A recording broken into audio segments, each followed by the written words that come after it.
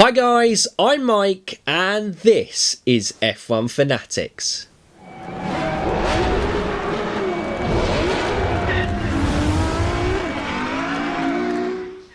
Welcome to another special episode on the channel.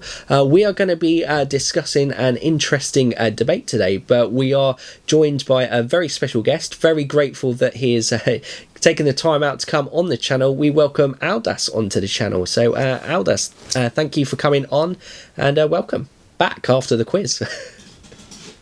Yeah, thank you for having me back. I feel like this has been quite a long time in the making, actually. We've been talking about a collab for a while, more, one-to-one.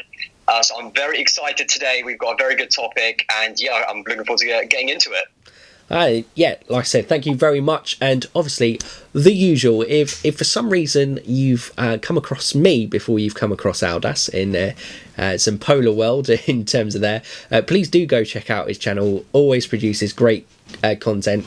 Much topics like this, as well as the usual kind of race coverage. Go and drop him a subscribe and check out there. You can probably compare our recent prediction videos and see what we think of the current season coming up. But today's video is a topic to discuss, and so within Formula One we have obviously the top three teams. Out of those top three teams, Ferrari and Red Bull, they have two teams very much linked to them in the form of Toro Rosso, now known as Alfa Tauri, linked with Red Bull, and Ferrari, Alfa Romeo, they own one of the seats in Alfa Romeo. So the question is these kind of junior teams where a kind of another rival team has a say in how that teams operate, is that a good thing for F1? So I first pose the question to you, Aldas. What are your thoughts on this question?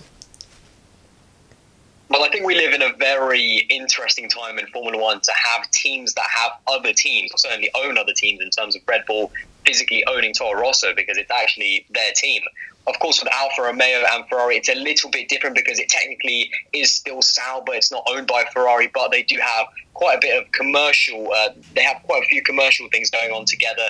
And of course, as you said, they do own one of those seats. But I think these teams are a good thing for Formula One, certainly because Formula One is all about money and kind of power at the same time. And if you do have the money to buy these teams, then why not? I think a lot of people kind of don't like them at the same time because sometimes they can be used in kind of a team orders sort of scenario. I think we've seen plenty of times where there's scenarios of playing ball, especially for Toro Rosso, of letting Max Verstappen or another Red Bull pass and perhaps blocking a Mercedes, although they never probably admit that. But I think it certainly depends. There's a lot of people that are a fan of Toro Rosso. They used to be, and now Alfa Tauri. We've spoken about how much, behind this video, how much I hate that now they're called Alfa Tauri. But there's loads of fans of those teams, and that's why I think they are a good thing. As much as people might dislike them, I still think that they add to the grid, and they're not a team running around at the back, especially Alfa Tauri and now Alfa Romeo, also making a lot of gains. They are quality teams that add to the grid. They bring forward just incredible drivers. I mean, just remember, Max Verstappen is the guy who started his career at Toro Rosso in 2015. So they bring forward great drivers and they add to the grid, in my opinion. And that is why I think they're really good, positive for the sport, no doubt.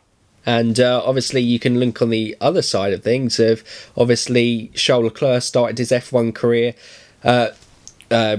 Sauber, Alfa Romeo, with it now obviously switching to full Alfa Romeo, Sauber in obviously progressing to Ferrari where he started.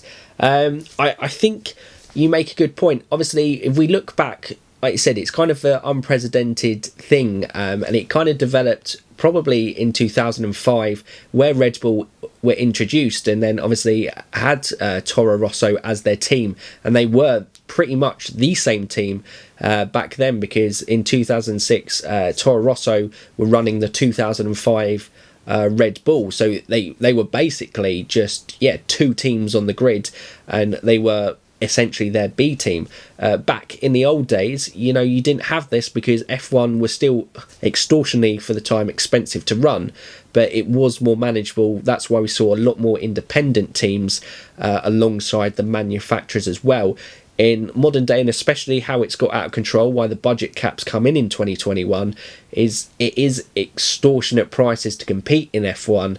So by having that connection and almost link with Red Bull giving Toro Rosso, I think it's 50% of their funding, well, Alfa Tauri now, their funding, and I think Ferrari obviously give, I imagine there's some form of discount on the engine that Alfa Romeo operate on, and having that kind of 50%, one of the seats in Alfa Romeo is for Ferrari to put, say, a young junior like Charles Leclerc, like the likes of maybe Mick Schumacher, Robert Schwartzman, Callum Ilott, whoever progresses next through the ranks from there. I think I agree with you that they are a good thing.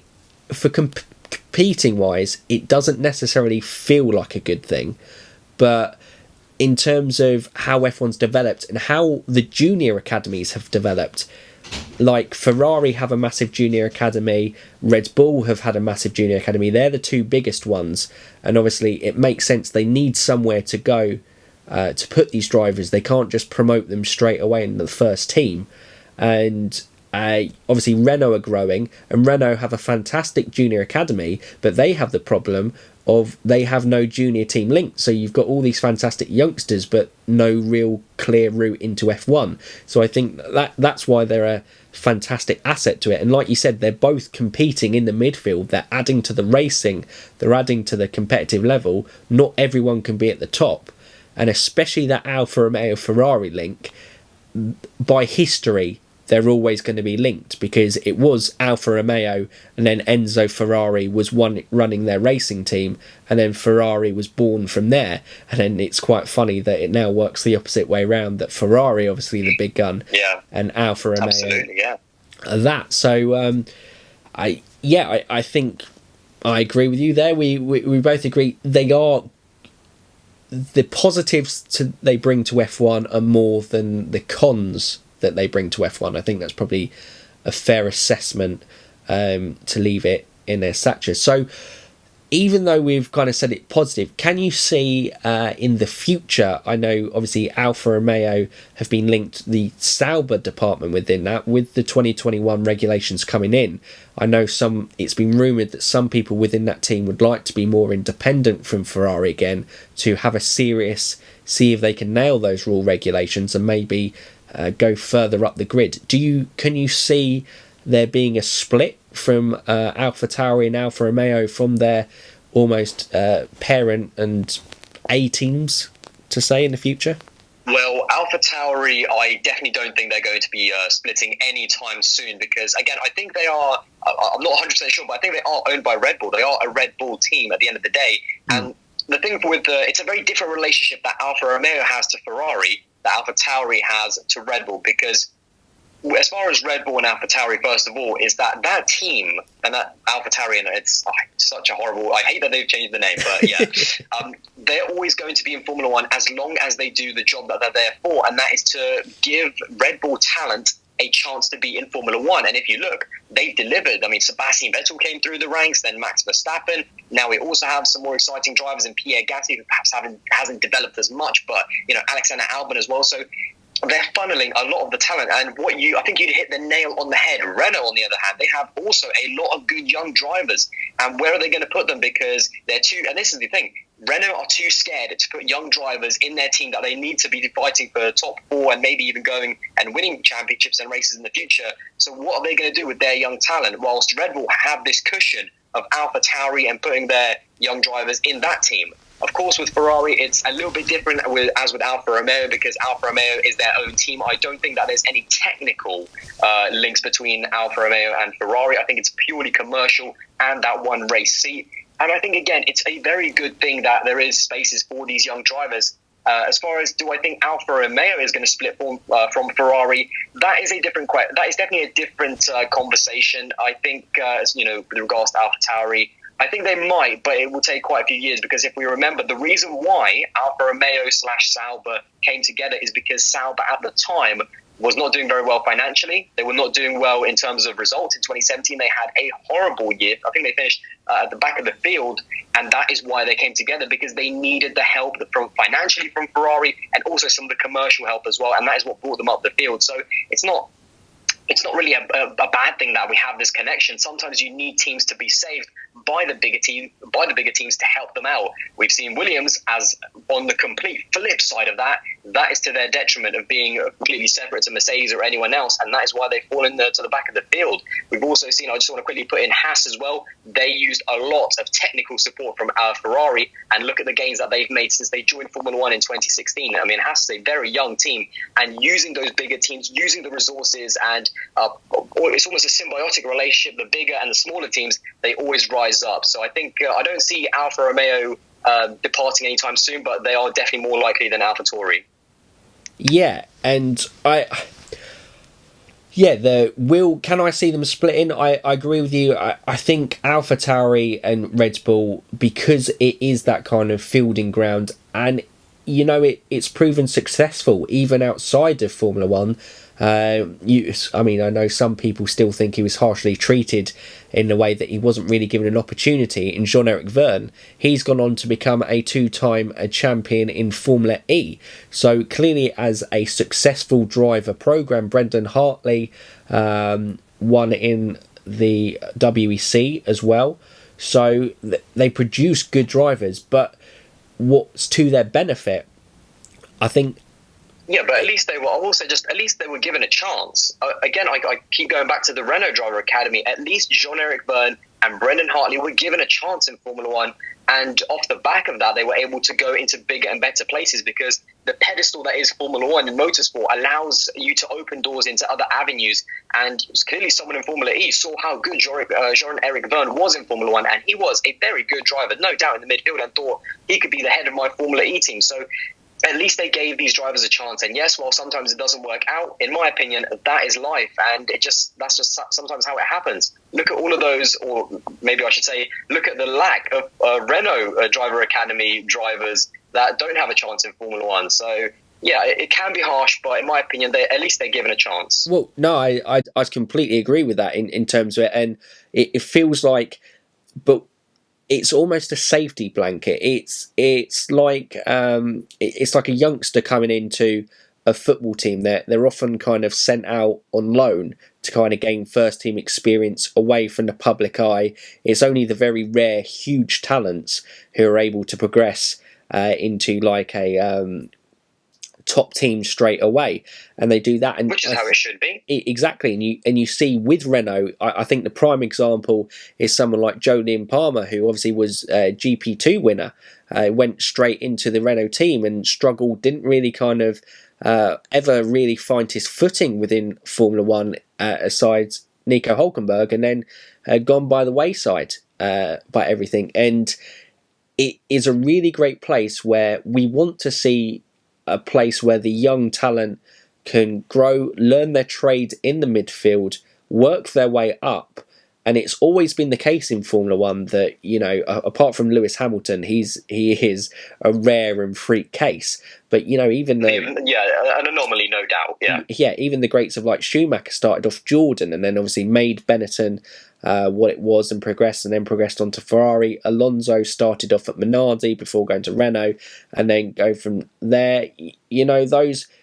Kimi Raikkonen started off at Sauber before progressing on to McLaren. That's the way that it always goes. And by having a place where you control that team for your juniors, in the very much that AlphaTauri have with Red Bull, it's fantastic for Red Bull as a team, because they have a safe place to put them. And with Ferrari, with that seat in Alfa Romeo, it's exactly the same principle. And like you said, the financial cost of it, it makes sense to keep them competing in Formula One. And let's be honest, if you're part of the Ferrari Driver Academy, even if you had all the money in the world, you're going to have some talent to back that up. So Alfa Romeo aren't going to be stitched up with a bad deal with drivers who come in. Yeah, there might not be ones who necessarily find their feet. I know the council will still be out on Giovinazzi.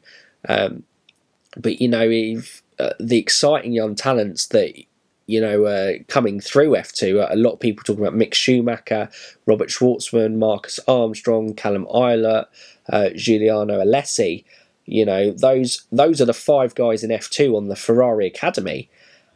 Like Alfa Romeo, they've got some of the best youngsters in F2 at their disposal, and that can't be a bad thing for a team. And it's certainly not something that you'd be disappointed to turn down. Yeah, I think Ferrari have a brilliant kind of a pool of young talent. Schumacher, of course, the jury's still on how successful he will be there, but Schwartzman, that guy, he's incredible. I don't watch too much lower level Formula racing, but Schwartzman, I've heard a lot of good things about him, and I do watch him, and he is very good as well. Armstrong, he of course went up against Schwartzman. So yeah, Ferrari have a very good pool of young drivers, and this is the difference between Ferrari now to the Ferrari of even 5 years ago. Now they have a place to put those young drivers, and if it doesn't work out, at least they tried, at least they gave the drivers a chance, and if it does work out, well, Charles Leclerc, proof is in the pudding. The guy is clearly a future world champion. The guy is clearly box office. He's a mega star.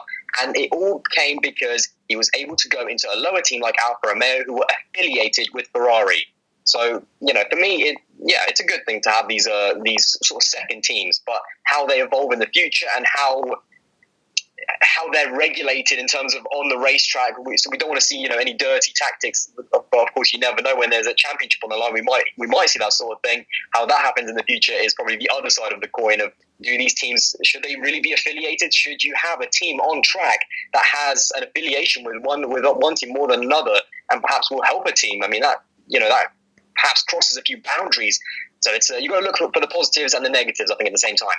Yeah, I think to round off, we've very much given the massive pros of the situation. The negatives are, if you have these teams linked, then part of the appeal of F1 is, through the decades, there have been different teams who have risen up and risen. Yes, obviously Ferrari, the most successful in terms of race wins. You've got McLaren being up there. Mercedes now put themselves up there.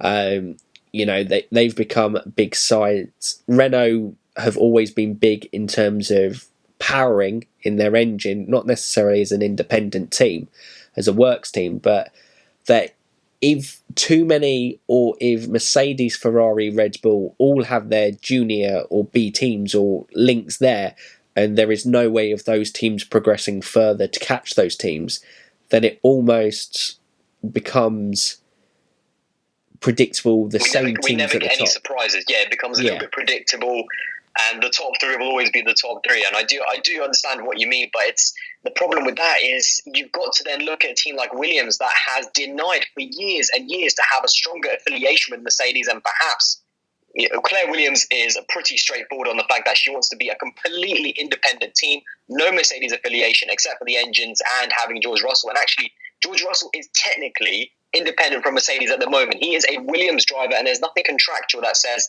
that he can go to Mercedes. He's a pure Williams driver, with him himself having been obviously part of the Mercedes Driver Academy. It's completely different to what is at Alfa Romeo. But again, I kind of bring it to Haas that they used those big teams, and now they've jumped up ahead of Williams. So you either use the big teams to your advantage and take their help like Haas and have a bit of technical backing from Ferrari, or you end up at the back of the grid like Williams. And do we see them making those jumps? I think that's another big question regarding all of these sort of second teams, if you want to call them that. Yeah, exactly. I think all teams are clever and they use to their advantage. If someone gets an advantage like Mercedes have, everyone wants a bit of their engine or a bit of the technology that they've had. With Ferrari in stuff like that, with Red Bull, if they've got talented youngsters, everyone wants a bit of probably the junior drivers. Obviously, you look, Ricciardo went Red Bull, Renault snapped him up, Carlos Sainz snapped up by McLaren. And very much so you could easily see in 2021 Daniel Ricciardo in a Ferrari seat. Obviously, that's a topic for another video. That's definitely a topic for another video. But you know what I mean in terms of their assets. They're not detrimental things they're bringing to F1, and Haas have been the most successful out of any of the new F1 teams in probably I was going to say past 2 decades, but obviously Red Bull are quite clearly the most successful in that front. But certainly since Red Bull, and there were a lot of teams in the early 2010s who tried their luck with Formula One and failed, and they found a way by exploiting just using the expertise of another team like Ferrari, and building around that. And like you said, there's got to be these links in some way to make the field more competitive, but we don't want it to be a spec series, and so this keeps the identity of F1 not being a spec series, but yeah, they're also going to have this link that maybe isn't integrity ideal for the sport, but there are certainly a lot of benefits for drivers, lower teams and bigger teams within F1 as well. Yeah, I do. I just really want to jump in and a few things that you just said. The one thing I will say about Red Bull being a newer team is that, of course, they acquired all of the people, all of the personnel in the factory for what was the Jaguar team. Haas is really the only team, I think, in the last few decades that has survived that is purely a team built up from nothing. So, we've seen what happens, obviously, to HRT and Virgin Racing and Lotus from 2010. What I also will say is that what happened with Mauritia, who, of course, used to be Virgin, is their most successful driver and their most successful period was when they had a Ferrari Academy driver in their team. Jules Bianchi scoring the first ever points for the team. And I think then, of course, Pascal Wehrlein, who was a Mercedes driver, who then went on to also score points for the Manor team. So the talent that allows these smaller teams to have success comes from the bigger teams yet again.